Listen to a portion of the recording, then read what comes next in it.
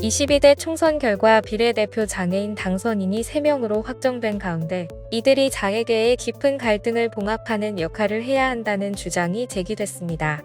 22대 총선 결과 더불어민주연합 서미화, 국민의미래 최고윤, 김예지 후보가 비례대표로 당선됐으며 그 밖에 점자법 개정과 점자의 날 지정을 이끈 장애인 당사자 의원으로 재선에 성공한 국민의힘 정희용 후보, 통합교육을 위해 목소리를 높여온 조국혁신당 강경숙 후보도 국회에 입성하게 됐습니다.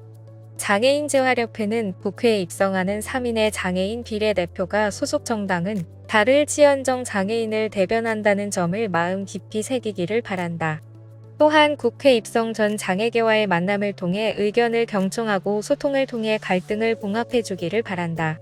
면서 더불어 제22대 국회에서는 공약 이행뿐만 아니라 시혜와 동정의 복지를 넘어 인권 중심으로의 장애인 정책 패러다임 전환, 산적한 장애 현안을 해결하기 위해 최선을 다해 줄 것을 기대한다.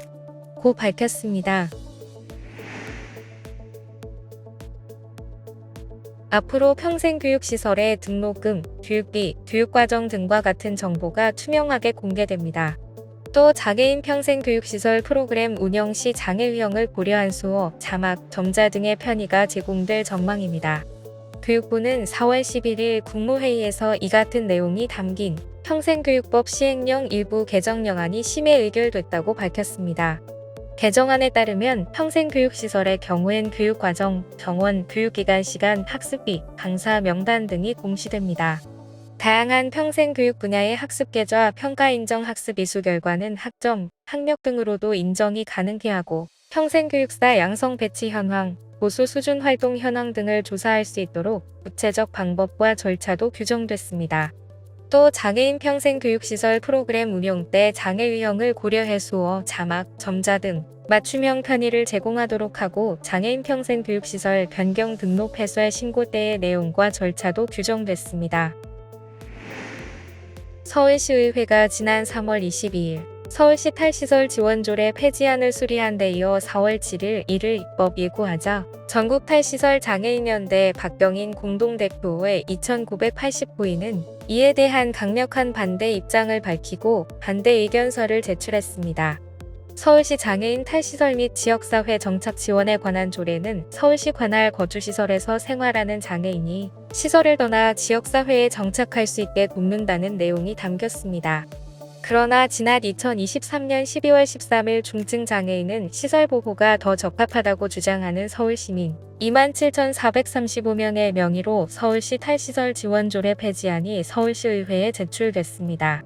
이에 서울시의회는 주민조례 발안법의 절차에 따라 3월 22일 이를 수리하고 4월 7일 입법 예고했습니다.